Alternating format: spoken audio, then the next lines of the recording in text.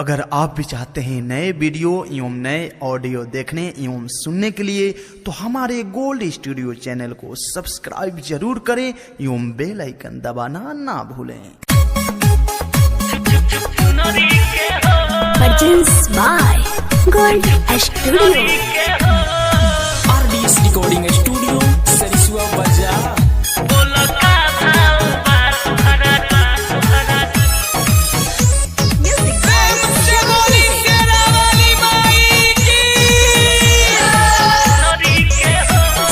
माई के करत दर्शन बड़ुए गोटा वाला चीज पसंद बड़ुए